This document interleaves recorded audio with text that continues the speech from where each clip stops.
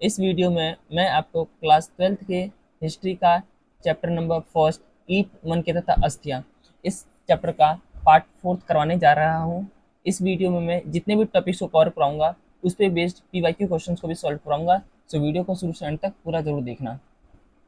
देखो, जो टॉपिक है वो है हड़प्पा सभ्यता की खोज। इससे पहले के जो तीन जो वीडियोस हैं इस चैप्टर से रिलेटेड वो उसको मैंने डाल दिया है। अगर आपने ना देखा हो तो आप जाके इस चैनल पर देख सकते हो। मैंने इसका एक अलग से प्लेलिस्ट बना दिया है। तो देखिए, स्टार्ट करते वीडियो को। देखिए, जो टॉपिक है वो है हड़प्पा सभ्यता की खोज।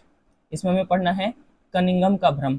अब देखिए, जो कनिंघम है ये एक व्यक्ति है जो कि भारत का पहला जो भारतीय पुरातात्विक सर्वेक्षण जो ये एक ये संस्था है, ठीक है, एक ये संस्था है जो भारत के अंदर जितने भी जो खोज होते हैं, पूरा जो पुरानी पुरानी चीज़ों की जांच पड़ताल करना, उन पे उनकी देखरेख करना, उन पे रिसर्च करना, उन रिसर्च को प्रकाशित करना, जो जितने भी काम है ये एक संस्था कहलाती है, संस्था करवाती है। भारतीय पुरातात्विक सर्वेक्षण, उसके सबसे पहले जो डायरेक्टर जनरल थे वो कनिंघम थे। तो इसी पे हमें पढ़ना है कनिंघम का भ्रम। यहाँ से 8 नंबर का क्वेश्चन आ रखा है और आता भी है। तो इस तरीके से मैंने एक एक पॉइंट को बहुत ही डिटेल में लिख रखा है ताकि आप इसको आसानी से याद कर सको, और बल्कि याद करने की जरूरत नहीं पड़ेगी, आप इसको कहानी की तरह सुन लोगे तो आपको याद भी हो जाएगा। तो देखिए, कनिंघम का भ्रम क्या था। जब भारतीय पुरातात्विक सर्वेक्षण के पहले डायरेक्टर जनरल, यहाँ से 1 नंबर का क्वेश्चन आ जाता है कि जो भारतीय पुरातात्विक सर्वेक्षण के पहले डायरेक्टर जनरल कौन थे, तो कनिंघम थे। कई बार पूछ रखा 1 नंबर में। तो देखिए, तो जो ये डायरेक्टर जनरल थे कनिंघम ने 19वीं शताब्दी के मध्य में पुरातात्विक उत्खनन आरंभ किए। तब पुरातात्विद अपने अन्वेषणों के मार्गदर्शन के लिए लिखित स्रोतों का अधिक मतलब पसंद करते थे। कहने का मतलब है, जब ये पहले डायरेक्टर जनरल बने और जब इन्होंने खुदाई स्टार्ट करी तो स्टार्टिंग में ये लोग मतलब अपने आप को गाइड करने के लिए, अपना मार्गदर्शन करने के लिए ये लोग लिखित स्रोतों का भरोसा करते थे। मतलब अगर वो इतिहास के बारे में कोई रिसर्च कर रहे हैं तो वो कोशिश करते थे कि जिस चीज़ के बारे में लोग रिसर्च कर रहे हैं उस पर लिखित स्रोत उनको मिले, और इसी पे लोग भरोसा करते थे। तो स्टार्टिंग में जो कनिंघम था ये लिखित स्रोतों पे ही बल देता था इतिहास को जानने के लिए।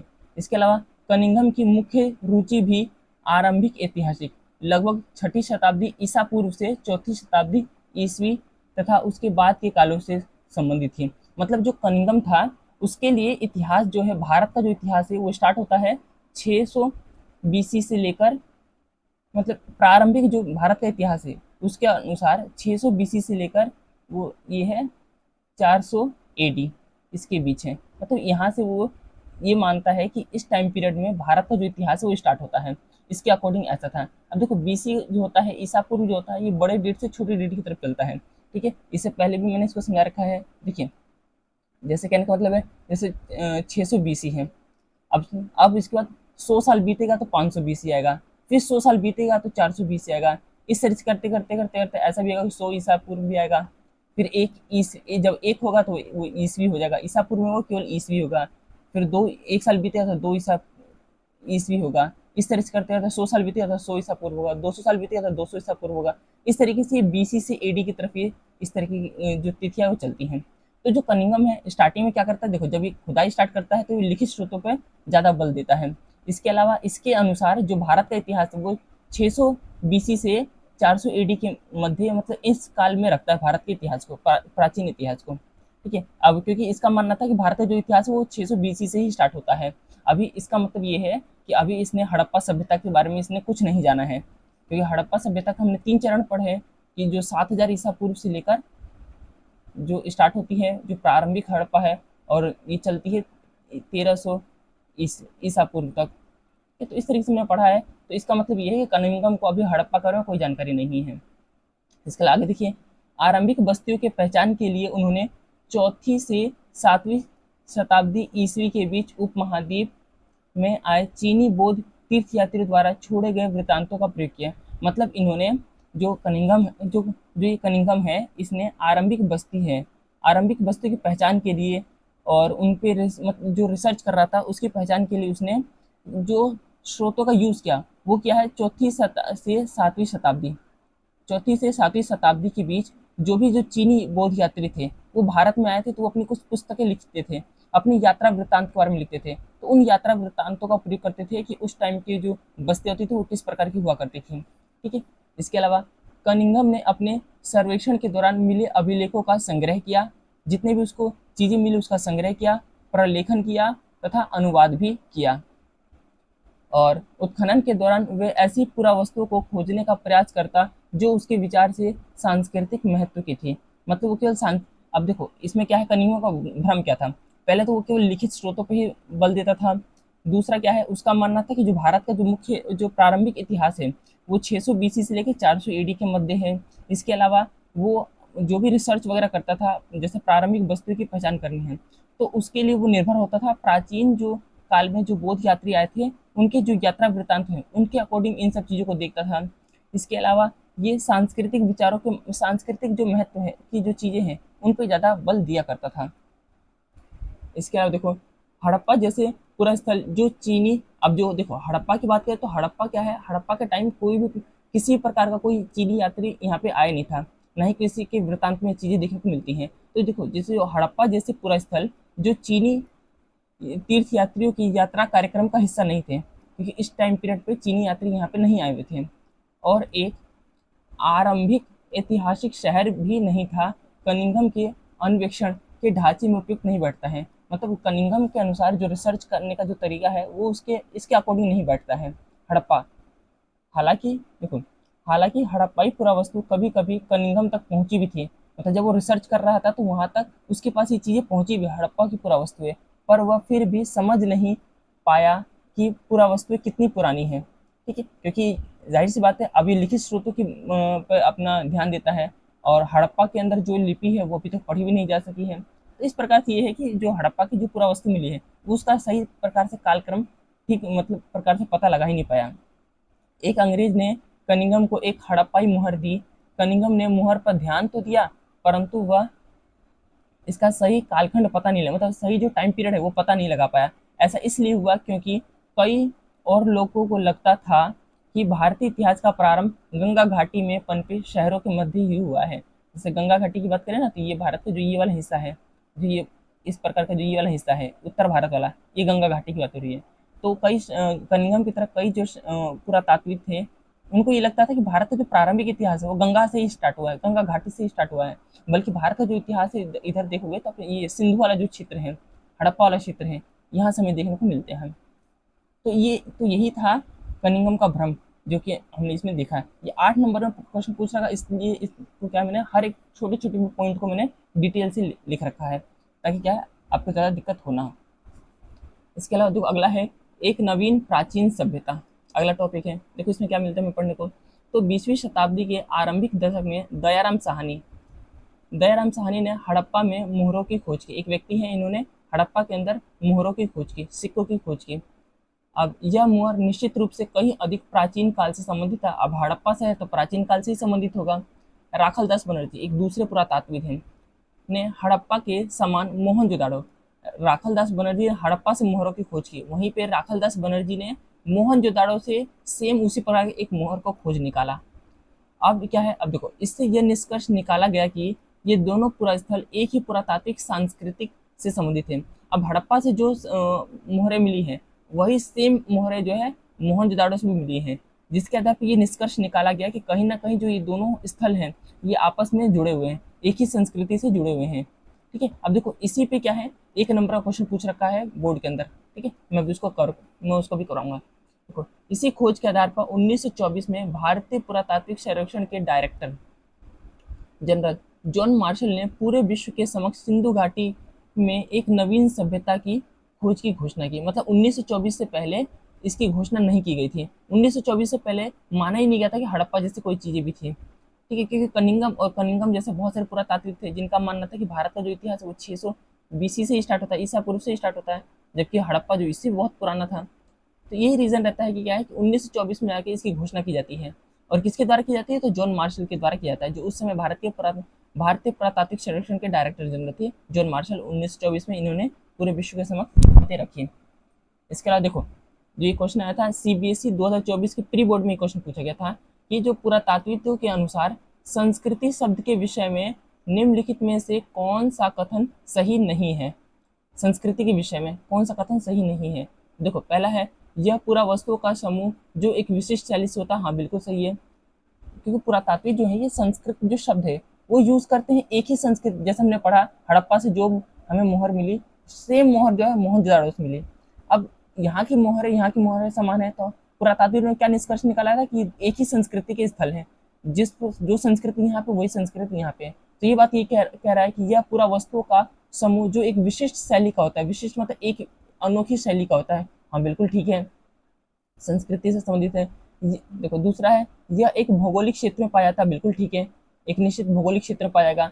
यह एक ही कालखंड में घटित, तो हाँ ये भी ठीक है, एक ही टाइम पीरियड में होगा। अब जब हड़प्पा था तो हड़प्पा में जो मोहरें बनती थी वो एक ही टाइम पीरियड में बनी होंगी।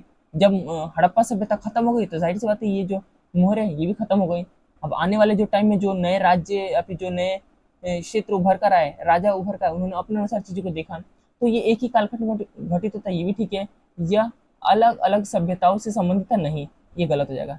तो ऑप्शन जो हो जाएगा, जो इसका जो सही आंसर हो जाएगा वो ये हो जाएगा, क्योंकि हमें गलत बताना था। ठीक है, जो कथन से संबंधित नहीं है, संस्कृति से संबंधित नहीं है, तो वो ये अलग अलग सभ्यताओं से संबंधित नहीं संबंधित होता है। ठीक है, तो ऑप्शन जो डी होता है ये हो जाएगा राइट आंसर, कि ये एक ही अलग अलग सभ्यताओं से संबंधित नहीं होता, ये एक ही सभ्यता से संबंधित होता है, संस्कृति से शब्द को लेकर। ठीक है, आगे देखते हैं। देखो, मैंने नोट करके लिख रखा है कि एक जो टॉपिक है एक नवीन प्राचीन सभ्यता, जिसका बारे में अभी हमने थोड़ा सा देखा, और जो उसका अगला जो टॉपिक है एक नई तकनीक तथा प्रश्न। ठीक, अब देखो इसमें अगर हम टॉपिक वाइज चीज़ों कवर करें तो शायद चीज़ें अच्छे से ना समझ आए। ठीक है, तो डायरेक्ट इस इन दोनों टॉपिक से पे जो बेस्ड जो क्वेश्चन आता है उसे मैंने डायरेक्ट यहाँ पे लिख दिया है, और ये पूछ भी रखा है एग्जाम में कि हड़प्पा सभ्यता के उत्खनन के प्रमुख तकनीक कौन कौन से। हड़प्पा सभ्यता में जो खुदाई हो रही थी तो उसकी तकनीक कौन कौन सी, टेक्नोलॉजी कौन कौन सी, किस प्रकार से उनको खोदा जाता था, इन दोनों से जो क्वेश्चन बनता है वो यही बनता है। ठीक है, तो मैंने जो 3 तरीके हैं, 3 तकनीक हैं, और मैंने तीनों को डिटेल में लिख रखा है। अगर 3 नंबर में आया तो आप थोड़ा थोड़ा तीनों का भी बता सकते हो, और 8 नंबर में आया तो तीनों की अच्छे से व्याख्या करनी है, जैसे मैंने कर रखा है। देखो, जो पहला है वो क्षैतिज खुदाई।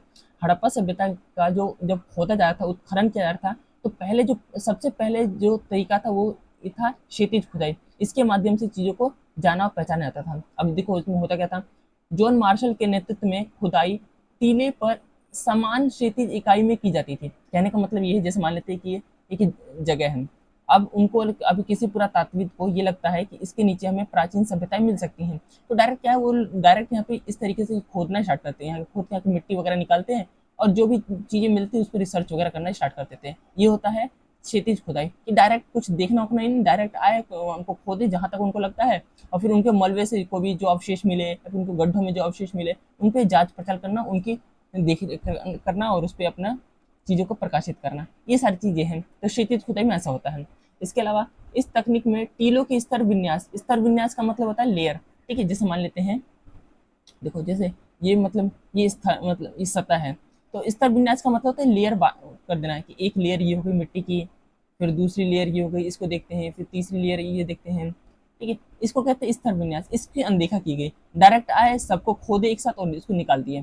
क्योंकि अगर आप देखोगे तो थोड़ा बहुत भी ज्योग्राफी पढ़ा होगा तो आपने ये देखा होगा, जैसे मिट्टी होती है, जैसे मतलब जो कोई भी जो सतह है वो किस तरीके से बना है। जैसे मान लेते हैं यहाँ पे कोई मिट्टी का एक परत है, अब इस पे आने वाले जो टाइम में क्या होगा, कहीं और की मिट्टी आएगी उस पर एक दूसरी परत बना लेगी, फिर कुछ साल बाद वापस एक मिट्टी का कुछ समूह आएगा। ठीक है, यहाँ पे एक अलग मतलब दूसरी परत बना लेगा, दूसरी परत बना लेगा, इस तरीके से जो क्या है सतह बढ़ती जाती हैं, अलग अलग टाइम पीरियड की अलग अलग सतह होती हैं। ठीक है, तो यही बात कह रहा है कि इस तकनीक में जो स्तर विन्यास है इसकी अनदेखी की जाती है, जिसके कारण अलग अलग कालखंडों से मिली कलाकृतियां आपस में मिल गया, जिससे सभ्यता के क्रमिक विकास का सटीक पता लगाना कठिन हो गया। अब कहने का मतलब मान लेते कोई जो पुरानी जो कोई एक चीज़ थी, वो मान लेते हैं कभी एक टाइम पीरियड था कि ये जो जो सतह है वो यहाँ पे नहीं थी। ठीक है, अब यहाँ पे लोग रहा करते थे, लोग यहाँ से विस्थापित हो गए, अपना सामान यहीं पे छोड़ के चले गए, अब कोई यहाँ पे कुछ इनकी देख रेख करने वाला नहीं है। तो टाइम के साथ मान लेते हैं इन पे धूल मिट्टी वगैरह जमती गई और एक लेयर बन गई। ठीक है, फिर वापस एक लेयर बन गई, फिर वापस एक नई सभ्यता पनपी, यहाँ पे जो चीज़ें हैं वहाँ पे लोगों ने यूज़ किया, यहाँ से लोग चले गए, वापस इस पे एक नई लेयर बन गई। तो इस तरीके से देखोगे ना तो फिर हर एक लेयर पे क्या है अगर आपको कोई अब क्या है, अगर आपने इन लेयर के ध्यान नहीं दिया, डायरेक्ट खोद दिया, तो सारे जो सभ्यताएं हैं, सारी जो चीज़ें वो एक साथ मिल जाएंगी, फिर पता लगा पाना बहुत मुश्किल होता है। और हम लेयर वाइज देखें कि पहली लेयर में हमें कौन कौन सी चीज़ मिली, फिर दूसरी लेयर में कौन कौन सी चीज़ मिली, तीसरी लेयर में कौन कौन सी चीज़ मिली, तो इनसे हम सही प्रकार से कालखंड का पता भी लगा सकते हैं, जो कि क्षैतिज खुदाई में ये संभव नहीं हो सका। तो स्टार्टिंग में क्षैतिज खुदाई होती थी, जिसके कारण जो क्या है, चीज़ें सब मिक्स हो जाती थी, कुछ पता नहीं चल पाता था। देखो जो दूसरा तरीका वो स्तर विन्यास तकनीक, स्तर विन्यास तकनीक मतलब हर एक लेयर, मिट्टी की हर एक लेयर का अच्छे से रिसर्च करना। ये स्टार्ट होता है 1944 में REM व्हीलर, ठीक है, के नेतृत्व में यह पद्धति प्रचलित हुई। ये भी भारतीय पुरातात्विक सर्वेक्षण के एक डायरेक्टर जनरल थे, REM व्हीलर, ठीक है, इनके नेतृत्व में यह पद्धति प्रचलित हुई। स्तर विन्यास तकनीक, इसमें क्या लेयर, हर एक लेयर की जांच की जाती है। टीले को यांत्रिक रूप से समान क्षैतिज रेखाओं में खोदने के बजाय प्राकृतिक स्तर विन्यास पर क्या ध्यान दिया था, हर एक लेयर पे ध्यान दिया जाता है। जैसे मान लेते हैं ये क्या है, देखो यहाँ पे खोदना स्टार्ट किए, खोदते गए खोदते गए खोदते गए, यहाँ से जो चीज़ें मिली उस पर रिसर्च किया, उसको देखा, फिर समझा, फिर उसके बाद आगे बढ़े, फिर खोदना स्टार्ट किए, खोदना स्टार्ट किए, फिर वहाँ पर जो चीज़ें मिली उस स्तर उस लेयर पर ढूंढना स्टार्ट किए, तो उस पर जब रिसर्च वगैरह हो गई तो फिर आगे खोदे। इस तरीके से खोदा, ऐसा नहीं कि डायरेक्ट खोद देना, इस तरीके से क्या है, एक स्तर वाइज चीज़ों को देखना। इस तकनीक ने विभिन्न संस्कृतियों परतों को अलग अलग पहचानने में मदद किया, जिससे हड़प्पा सभ्यता के उदय तथा पतन के सही कालक्रम का निर्धारण कर पाना संभव हुआ। तो दूसरा था स्तर विन्यास तकनीक, ये किसके नेतृत्व में आती है, तो REM व्हीलर के नेतृत्व में। क्षैतिज खुदाई जो किसके नेतृत्व में आती है, तो जॉन मार्शल के नेतृत्व में आती है। अगला देखो, तो अगला है आधुनिक वैज्ञानिक तकनीक। ये स्टार्ट होती है 1980 के दशक से ये चीज़ें स्टार्ट होती है। हड़प्पाई पुरावस्तुओं की अंतर्राष्ट्रीय स्तर पर रुचि बढ़ने लगी, मतलब 1980 के बाद से अंतर्राष्ट्रीय स्तर पर जो हड़प्पा सभ्यता है ये फेमस होने लगी, ठीक है, और लोगों की रुचि बढ़ने लगी इस कार्य में और जानने पहचानने के लिए। इस आधुनिक वैज्ञानिक तकनीक में क्या होता है, इसमें मिट्टी, पत्थर, धातु की वस्तुएं तथा वनस्पति और जानवरों के अवशेष प्राप्त, देखो, प्राप्त करने हेतु सतह का अन्वेषण किया जाता है, मतलब इन सब चीज़ों की बारीकी से देख रेख की जाती है, इन पर रिसर्च किया जाता है। तो ये आधुनिक वैज्ञानिक तकनीक है। ये 3 तरीके हैं जिससे हड़प्पा सभ्यता में उत्खनन प्रारंभ हुआ, ठीक है। अगला जो टॉपिक वो है खोजों का वर्गीकरण। खोजों का वर्गीकरण कहने का मतलब है कि जो पुरातात्विद हैं, ठीक है, जो इन सब चीज़ों की रिसर्च करते हैं, जब उनको कहीं से कोई चीज़ मिलता है, ठीक है, तो ऐसा नहीं है कि वो डायरेक्ट उसका यूज़ कर लेते हैं। जब वो इस पर मिलता है, कोई चीज़ इसको मिलती है, तो उसको कई ये लोग भागों में बांटते हैं। कोई भी जो पुरावस्तु है उसको 2 भागों में जो पुरातात्विद ये बांटते हैं। यहाँ से भी क्वेश्चन आता है खोजों के वर्गीकरण पर। देखो, पुरावस्तुओं की पुनः प्राप्ति पुरातात्विक उद्यम का आरंभ मात्र है, मतलब कोई चीज़ अगर ये पुरानी जो चीज़ है पुरावस्तु वो मिलती है, तो वो क्या है, वो जो पुरातात्विक जो उद्यम है उसका आरंभिक मात्र है। वहाँ से तो चीज़ें स्टार्ट होती है, अगर कोई चीज़ मिली है तो वहाँ से तो चीज़ें माना जाता है कि हाँ अब वो चीज़ स्टार्ट हुई, अब क्या होगा उसके बारे में रिसर्च होगी, उसको कई भागों में बांटेंगे, उस पर डिटेल से जांच पड़ताल करेंगे, ठीक है। तो इसके बाद पुरातात्विक इसको वर्गीकृत करते हैं, कोई चीज़ मिलती है, ठीक है, तो उसका वर्गीकरण करते हैं, और वर्गीकरण का जो आधार होता है वो 2 है। पहला है पुरावस्तुओं में प्रयुक्त पदार्थ, कि जो भी चीज़ मिली है उसमें वो बनी किस चीज़ से है, पहला तो ये देखते हैं। दूसरा देखते हैं कि पुरावस्तु की उपयोगिता, उसकी उपयोगिता, वो किस रूप में उसको यूज़ किया जाता था, क्यों इसको यूज़ किया जाता था, उसकी उपयोगिता के आधार पर। ये 2 तरीके हैं, 2 वर्गीकरण हैं। तो देखो, पुरावस्तु में प्रयुक्त पदार्थ जैसे पत्थर, मिट्टी, धातु, अस्थि, हाथी दांत, ये पहले तो ये देखते हैं जो वस्तु मिली है वो किस पदार्थ से बनी है, ठीक है, और इनका मतलब मूल स्थान क्या है, इस तरह की चीज़ें देखते हैं। दूसरा है पुरावस्तु की उपयोगिता। इसमें क्या, देखो, पुरातात्विदों को यह तय करना पड़ता है कि कोई वस्तु औजार है या एक आभूषण। अगर कोई चीज़ मिली है, ठीक है, तो वो मान लेते उनको ये तय करना पड़ता है क्या ये औजार था या केवल एक आभूषण था, या फिर दोनों, या फिर अनुष्ठानिक प्रयोग की वस्तुएं। तो तो जो पुरातात्विक थे उनको उस वस्तु की उपयोगिता सिद्ध करनी पड़ती थी, उनको पता लगाना पड़ता था कि आखिर वो किस चीज़ के लिए यूज़ होता था, उसका काम क्या था। इसके अलावा देखो, पुरावस्तुओं का उपयोगिता की समझ आधुनिक समय में उस वस्तु की समानता पर आधारित होती थी, जैसे मन के चकिया पात्र। कहने का मतलब ये है कि जो भी चीज़ें मिली हैं तो हम आधुनिक जो समय है उससे कंपेयर करते हैं, ठीक है। जैसे मान लेते हैं मन के हैं, ठीक है, आज हम कहते हैं आभूषण, आभूषण को लोग क्या है, मतलब लोग पहनते हैं, ठीक है, कोई मान लेते कोई भी किसी प्रकार का त्यौहार वगैरह हो गया उस इस अवसर में पहनते हैं। तो अब आज के समय में जो आभूषण पहनते हैं उस समय जो मन के मिले हैं, तो ये निष्कर्ष निकालेगा कि जो मन के हैं उस समय लोग मतलब श्रृंगार के रूप में इसको यूज करते थे। जो चक्कियाँ हैं, आज जिससे जो आटा वगैरह पीसते हैं जिन चक्कियों में, उस समय भी चक्कियाँ थी। इस आधार पे क्या है, जो चीज़ें मिली हैं उसकी उपयोगिता हम, एक तो तरीका ये है कि आधुनिक समय में जो चीज़ें हैं उसके आधार पर तुलना कर ले कि हाँ आधुनिक समय में इसका काम ये होता है तो उस टाइम में इसका काम ये होता था, इस तरह की हम तुलना करते हैं। इसके अलावा पुरातात्विक पूरा वस्तुओं को समझने का प्रयास उस संदर्भ में करते हैं जिसमें वह मिली थी। जैसे क्या वे घर में मिली थी, कोई चीज़ घर में मिली है तो उस आधार पर तय करते हैं कि हाँ इसका काम ये हुआ होगा।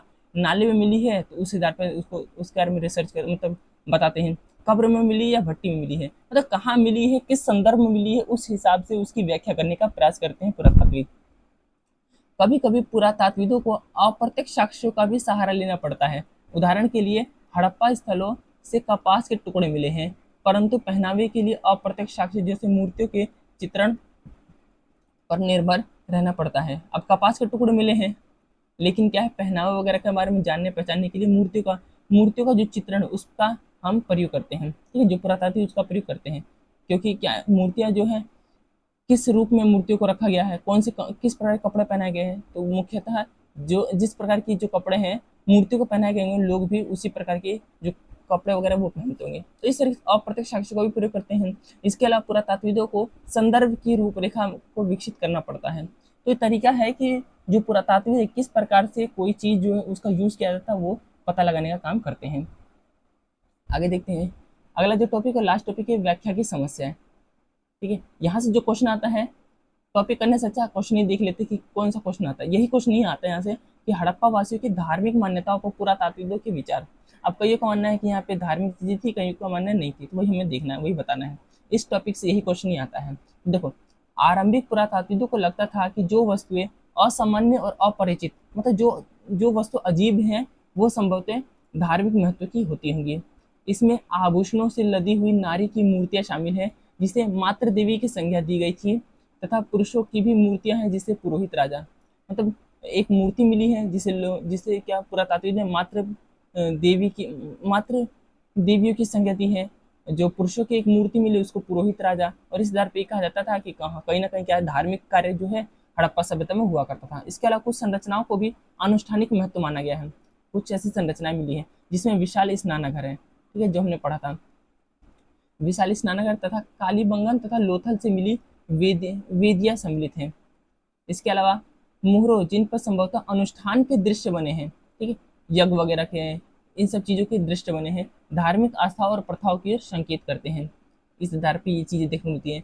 कुछ मुहरों पर आकृति जिसे पालथी मारकर योगी की मुद्रा में दिखाया गया है उसे आदि शिव की संज्ञा दी गई है। तो इस आधार पर क्या है, इनका ये तय मतलब ये दिखाया जाता है कि कईयों का कि जो पुरातात्विक ये कहने का प्रयास करते हैं कहीं ना कहीं क्या है धार्मिक चीजें देखने को मिलती हैं। कुछ ऐसे साक्ष्य मिले हैं, लेकिन ये बिल्कुल ही कंफर्म नहीं है बात। इसके अलावा देखो, एक कोई टॉपिक तो नहीं है, मैंने एक अलग से लिख रखा है क्योंकि बोर्ड में इस प्रकार एक क्वेश्चन आ रखा था हड़प्पाई मोहरों पर, तो उसकी विशेषता पढ़ लेते पहले। देखो, हड़प्पाई मोहर, इसकी विशेषताएं देख लेते हैं। ठीक है, ये 3 नंबर में पूछ भी सकता है, वैसे तो 1 नंबर में आ रखा है। देखो, पहली विशेषता है कि कुछ मोहरों पर पेड़ पौधे बनाए गए हैं, जो कि ये दिखाता है कि लोग यहाँ के लोग प्रकृति की किया करते थे, प्रकृति की पूजा की ओर संकेत करते हैं। इसके अलावा पहला तरीका ये है, देखो पहली बात तो ये है कि जो हड़प्पा सभ्यता में जो मोहर है उन पर पेड़ पौधों के जो क्या है चीज़ें, पेड़ पौधों के जो चित्र है उसको बनाया गया है। कुछ मोहरों पर एक सींग वाला जानवर बनाया गया था। इसके अलावा कुछ मोहरों पर एक आकृति जिसे पालथी मारकर योगी की मुद्रा में दिखाया गया है आद्य शिव की संज्ञा दी गई। ठीक है, तो ये मोहरों के बारे में कुछ बेसिक जानकारी थी। अब देखो, इस पे बेस्ड एक क्वेश्चन आया था कि निम्नलिखित में से कौन सा कथन हड़प्पा के मोहरों का सटीक वर्णन करता है। ठीक है, इस तरह से 4 ऑप्शन दिया और इसमें बताना है कौन सा ऑप्शन ठीक है। ठीक है, जैसे एक कथन जो है ऑप्शन ए कहता है कि कथन 1 और 2 ठीक, मतलब केवल ये और ये पहला और दूसरा ही ठीक है, बाकी दोनों गलत है। इस आधार पर हमें बताना होता है, और एग्जाम में से बहुत सारे क्वेश्चन आते हैं। ठीक है, देखो ऐसे क्वेश्चन का करने का एक सीधा से तरीका ये है, देखो इसमें बता रखा है कि हमें सटीक वाला मतलब सही कौन सा, हमें इनमें से ये बताना है। ठीक है, इन चारों में से हमें ये देखना है। ठीक है, तो ऐसे क्वेश्चन को करने का सबसे आसान तरीका होता है कि आप पहले जो गलत आंसर है उसको आप छांटना स्टार्ट करो। अगर आपने एक गलत आंसर पकड़ लिया ना, तो आपको पूरा पढ़ने की जरूरत भी नहीं पड़ेगी। ठीक है, जैसे मैं आपको बताता, देखो आप इस हड़प्पा सभ्यता की जो मुहर है इसकी विशेषता में आप कहीं पे भी ये वाला पॉइंट नहीं देखोगे। कि हड़प्पाई मोहरों पर सैन्य विजय के लिए जानी जाती थी। जो हड़प्पा की मोहर है ये सैन्य विजय के लिए जानी जाती थी। आप ये पॉइंट कहीं पे भी नहीं देखोगे, ठीक है। ऐसा ही था कि हड़प्पा की जो मोहरें थी उस पे मतलब सेना से कोई लेना देना नहीं था यहाँ पे, बल्कि हड़प्पा में ही पूरा सेना से लेना देना कुछ विशेष था नहीं। तो जो तीसरा है ऑप्शन है ना, ये गलत होता है। मतलब हड़प्पा की मोहरों से ऐसा कोई लेना देना नहीं है। अब जिस जिस ऑप्शन में जो 3 होगा वो अपने आप ऑप्शन डिलीट हो जाएगा। जैसे देखो यहाँ पे क्या है, यहाँ पे 2 है, यहाँ पे 3 नहीं है ना, ये ठीक हो सकता है। यहाँ पे देखोगे बी ऑप्शन में 3 है, इसका मतलब क्या है, जो बी ऑप्शन है ये आंसर हो ही नहीं सकता। ठीक है, अगला देखो तीसरे में भी देखोगे तो तीसरा ऑप्शन यहाँ पे है, तो जो सी ऑप्शन है ये भी आंसर हो ही नहीं सकता। अगला देखो तो यहाँ पे भी 3 है, तो ऑप्शन डी भी आंसर नहीं हो सकता। इसका मतलब ऑप्शन ए है आंसर। इस तरीके से आप इसको कर सकते हो। आपको जरूरी नहीं है कि पूरा पता हो, आपने सिर्फ एक ऑप्शन को एलिमिनेट कर, एक ऑप्शन को छाट लिया तो पूरा आप देखोगे आपका आंसर आसानी से मिल जाता है। 99% ऐसा ऐसे क्वेश्चन में चांस होता है कि आपको भी एक पॉइंट को पकड़ लोगे ना तो इससे आपका आंसर आ जाएगा। ठीक है, आपको जरूरी नहीं कि सारी चीजें पता ही हो। अब देखो हड़प्पाई मोहरों पर अक्सर जानवरों के चित्र बने होते थे, अभी हमने ऊपर देखा, ये बात बिल्कुल ठीक है। ठीक है, हड़प्पाई मोहरों पर देखो हड़प्पाई मोहरों पर चिन्ह सहित पक्की ईंटों से बनी होती थी। तो उस समय जो मोहर वगैरह थी वो ईंटों से, मुख्यतः पक्की हुई ईंटों से ही बना करती थी, क्योंकि उस समय जो लोहा था ये प्रचलित में नहीं था। जो तीसरा वो तो गलत है, क्योंकि हड़प्पा के जो मोहर उसका सैन्य से कोई लेना देना नहीं है। हड़प्पाई मोहरों का उपयोग मुख्य रूप से शवाधानों में किया जाता था। मतलब शवाधान में मतलब जो लोगों को दफनाया जाता था उसमें किया जाता नहीं, तो ये भी गलत हो जाएगा। ठीक है, तो एक और दो, जो ऑप्शन नंबर ए होगा ये होगा राइट आंसर। इस तरीके से ऐसे क्वेश्चन को किया जाता है। एक और क्वेश्चन मैंने ले रखा है, देखो ये पूछ रखा है प्रीवियस में रखा है कि जो सिंधु घाटी सभ्यता के बारे में कथनों को पढ़े। ठीक है, और सही विकल्प का चयन करना है।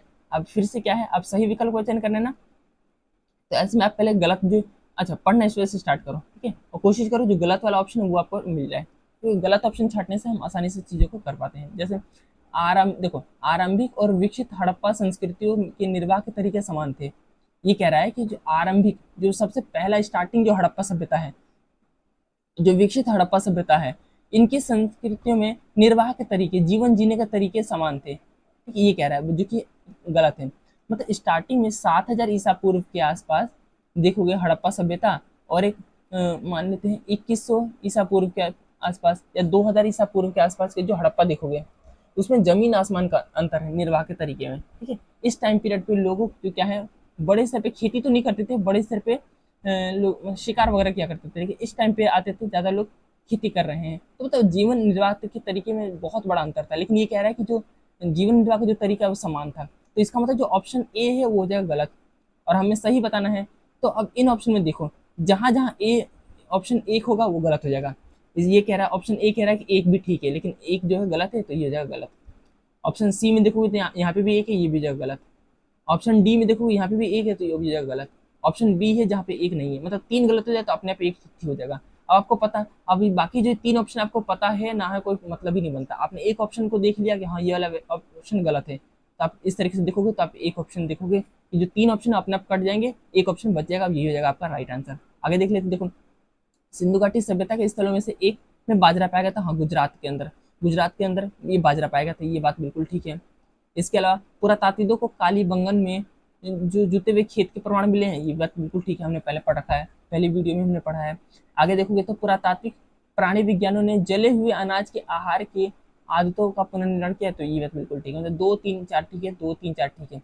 तो इस तरीके का क्वेश्चन बहुत ईजी होता है, बस आपको एक ऑप्शन पकड़ना होता है। आगे देखते हैं, देखो एक और क्वेश्चन वैसे ही आ रखा है, हमें बस सही बताना है। तो देखो अभी हमने कनिंघम का पढ़ा ना, तो वही पूछ रखा है, कनिंघम के संदर्भ में निम्नलिखित कथनों को पढ़िए और सही विकल्प का चयन करना। अब हमें सही विकल्प बताना है, वापस से कोशिश करोगे आपको गलत, कोई भी एक गलत ऑप्शन मिल जाए, और गलत ऑप्शन मिल जाएगा तो आप आसानी से इसका कर पाओगे। देखो पहला ऑप्शन पढ़ते हैं, पहला है कि कनिंघम भारतीय पुरातात्विक सर्वेक्षण का पहला डायरेक्टर जनरल था, ये बात बिल्कुल ठीक है। अभी हम पढ़ के आ रहे हैं कि जो कनिंघम था सबसे पहला डायरेक्टर जनरल था वो कनिंघम था। ठीक है, आगे देखो, मतलब जो इन चारों में से जो ऑप्शन, वही ऑप्शन होगा जिसमें एक होगा, एक यहाँ पे भी है, एक यहाँ पे भी है, एक यहाँ पे भी है, एक यहाँ पे, मतलब इससे तो काम नहीं बना। आगे देखते हैं, उसने 19वीं शताब्दी के मध्य में पुरातात्विक उत्खनन का आरंभ किया, ये बात बिल्कुल ठीक है, 19वीं शताब्दी के मध्य में पुरातात्विक जो उत्खनन है ये स्टार्ट किया, मतलब दूसरा भी होना चाहिए। देखो यहाँ पे केवल 1 और 4 है, यहाँ पे तो 2 है ही नहीं, तो ऑप्शन ए अपने आप हट जाएगा। यहाँ पे 2 है, हाँ चलो ये हो सकता है, यहाँ पे भी 2 है, ये भी हो सकता है, यहाँ पे भी 2, ये भी हो सकता है। आगे देखते हैं, उसने पुरातत्व की पद्धतियों में सैन्य परिशुद्धता का समावेश किया। ये शब्द याद रखना बहुत इंपॉर्टेंट है। मतलब खुदाई के अंदर सैन्य परिशुद्धता का समावेश, ये कनिंघम ने नहीं किया था।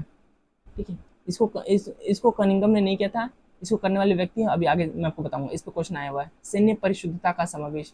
तो जो कनिंघम ने इसका नहीं किया था, जो ऑप्शन 3 होगा, जहां जहां ऑप्शन 3 होगा वो अपने आप डिलीट हो जाएगा। अब यहाँ पे भी 3 है ना, तो ये हो जाएगा गलत आंसर।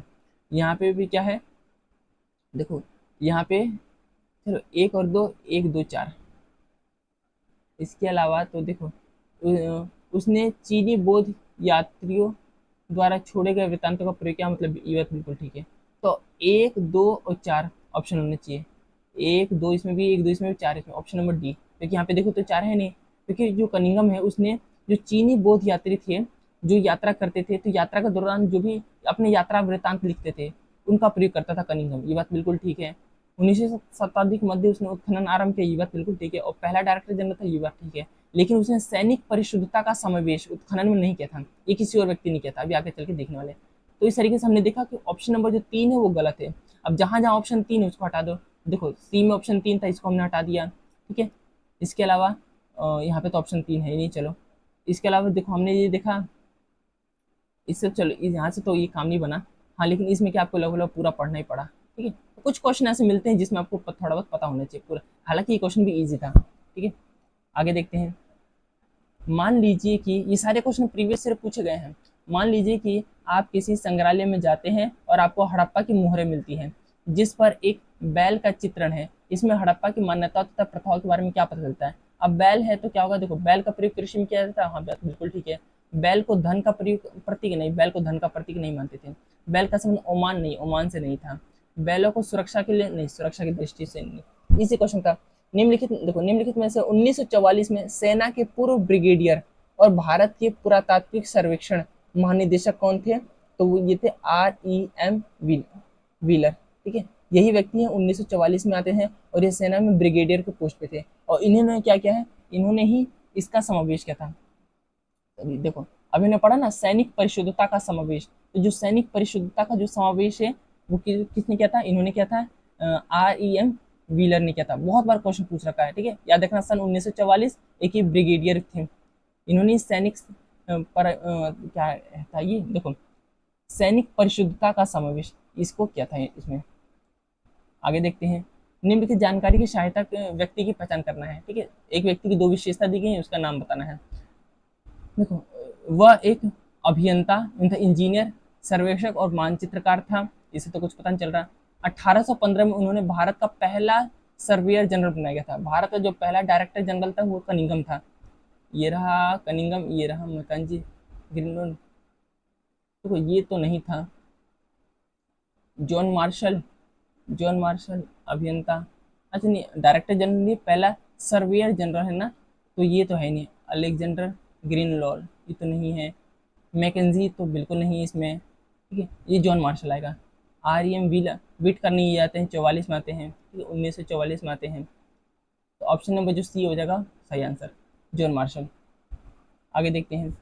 निम्नलिखित में से भारतीय पुरातात्विक सर्वेक्षण के पहले महानिदेशक कौन बने थे? तो ये था कनिंघम। देखो अलेक्जेंडर कनिंघम भारतीय पुरातात्विक सर्वेक्षण के पहले जो महानिदेशक थे या डायरेक्टर जनरल थे वो कनिंघम थे। ठीक है, आगे देखते हैं। स्तंभ 1 और स्तंभ 2 का क्या है, निम्नलिखित में से कौन सा विकल्प सही है?